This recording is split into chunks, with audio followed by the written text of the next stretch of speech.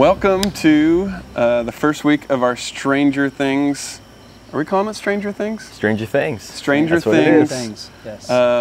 Bible study. We're going to do it a little different than we did last month. We're going to kind of take the ideas and the themes of that TV show, and we're going to talk about spiritual warfare and how we can kind of see these similar themes in the Bible and in this TV show that we all love. Okay. So for those that haven't seen the show, what's the upside down? Yeah, I think. So for those of you who haven't seen Stranger Things, it's on Netflix. It's a really great show. You should check it out.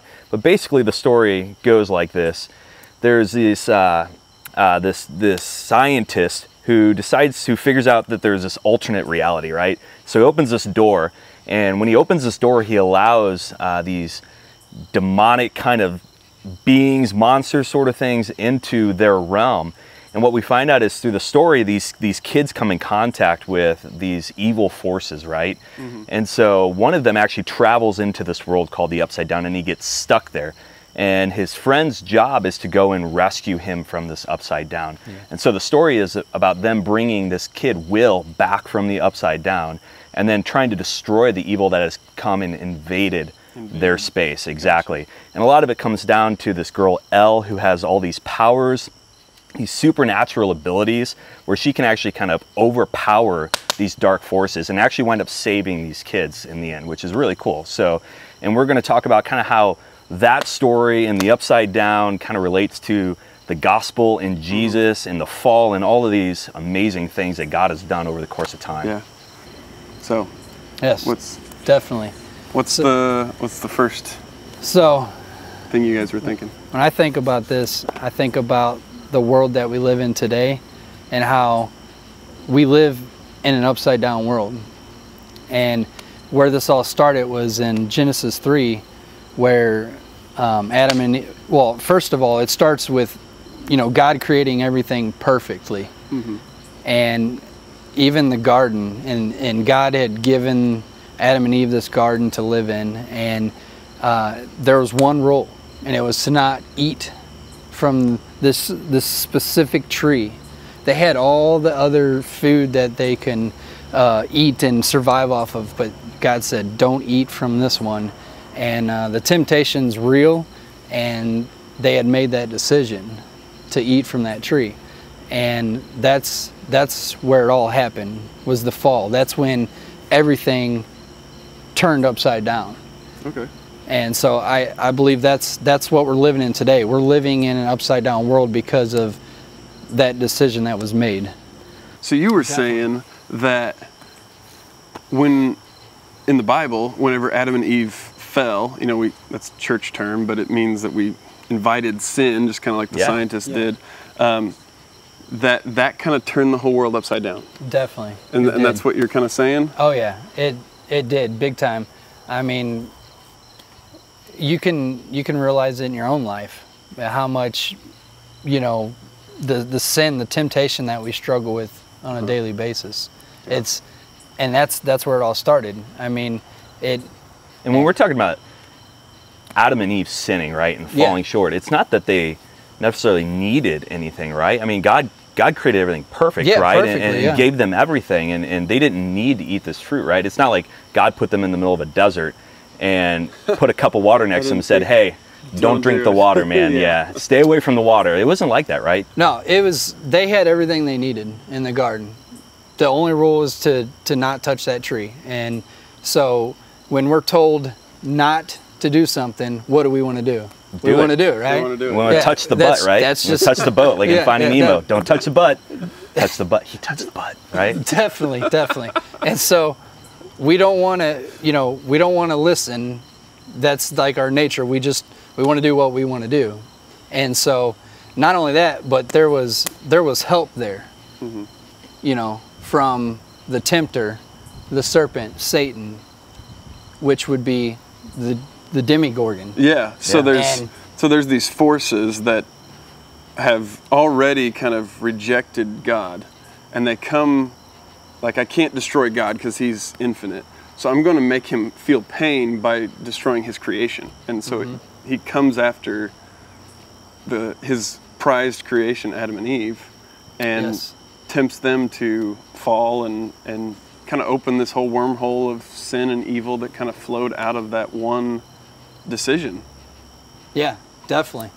I mean, if you see, the Bible can be fun because if you take stuff like this and relate it to the Bible, it becomes a whole new thing. Yeah. And so you can have a better understanding. You know, they had the choice to not eat from it. You know, they were being tempted, but they could have also decided not to do that. Mm-hmm. But because they decided, they gave into that temptation, and it flip-flopped.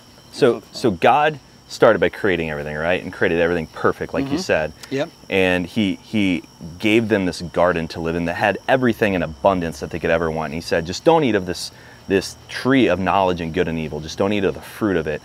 And Satan, the serpent, came and tempted them to eat the fruit.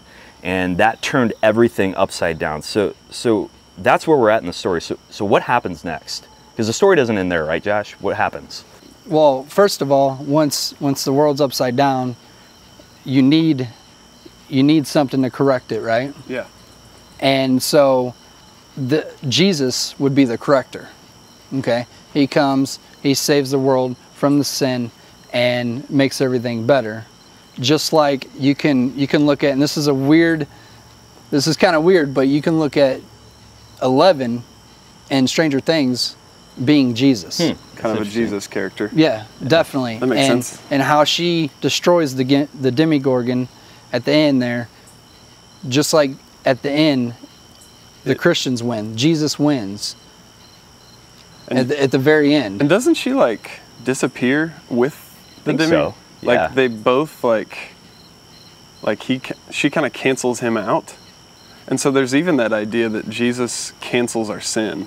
Yes. You know, he's the Yes. perfect payment for our sin and does away with the works of the devil and kind of rescues everybody. Yeah. And as you were talking, like the idea that I had was that like Will was stuck in this, Yeah. and they go in to rescue him, and how Jesus like left heaven, the place where everything's all right, to enter like the upside down, the messed up, the jacked up world that we live in to rescue us, and was very successful. Yeah. Yeah. It's outstanding.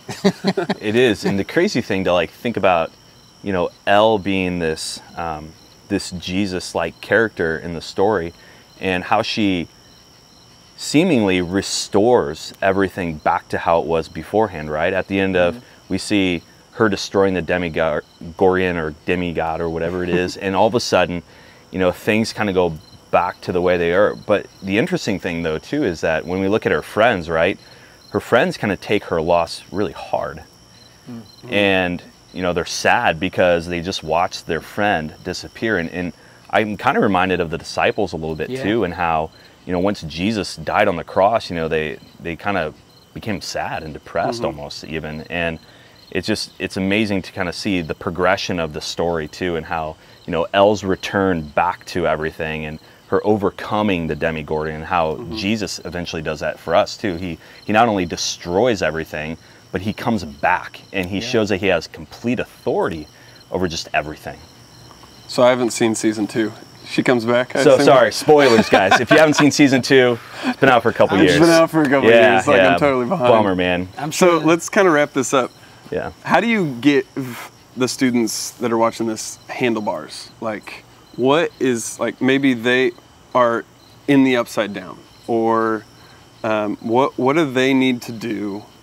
What's the takeaway? You know, like, how do you get rescued by Jesus? How, you know, maybe let's just go into the plain and simple gospel of this. What would both of you say? Well, first of all, you have to acknowledge that you are a sinner. You have to acknowledge that, you know, you're not perfect, and nobody is. But with Christ, I mean, you have to believe that with Christ, you are made as a new creation. You are restored, and you have salvation through your faith in Jesus Christ because of the grace of God. And so the sacrifice. Definitely, yeah, the sacrifice, and so you have to acknowledge that and believe that, with all your heart. I mean, because saying it is one thing, but actually truly believing it is another thing. Dude, that's really good stuff. Yeah, and you got anything? Just to kind of like elaborate on that, I look at the kids in the story, and at the end, right before Elle comes on the scene, they're doing everything they can to overpower this Demogorgon, this evil thing, and there's nothing that they can do. This thing really just keeps coming back, and they can't overpower scene where they're like using baseball bats with spikes on it, and just like flamethrowers, everything to try to destroy this thing. That's right. And there's just nothing that they can do until Elle shows up and takes control of the situation and destroys it through her power. And I think that's like our life with Christ. There's nothing that we can do on our own. We can't earn our salvation. We can't overcome these things in our life except through the power that Jesus has for us, that he was the overcomer. He was the person who came and destroyed sin and destroyed evil and overcame death, all of these things. And that it's by that power that we can also do those things as well. And so it's important, I think, to know that no matter where you are kind of in your story, that Christ can come and he can take away those pains. He can overcome the evils. He can do anything in your life and he's done everything in your life in order to rescue you and restore you and redeem you. And so I just encourage you students that if you're at a place where you feel like you're alone or lost or just overwhelmed with sin or things in your life, just know that Jesus has the power to overcome all of those things, and that by trusting him and what he's done in his work on the cross, that therefore we can partake in that restoration and that salvation too. I love that, because it's the same power that he had just destroyed the Demogorgon. That same power we have in us. Absolutely. And I think so many of us forget that. Yeah. And so we allow that spiritual warfare battle in our minds to take over and get the best of us, when we need to believe that we have the same power that Jesus does. Absolutely. And it's such a powerful scene, because the kids are in this classroom and there's nothing standing between them and the Demogorgon. And then all of a sudden, Elle puts herself right in the middle. And Jesus does the same thing. Oh, man, there's good. us, and then there's the evil one, there's temptation, there's sin, there's darkness, evil, and Jesus puts himself right in between and says, I don't think so, and destroys evil in our lives. So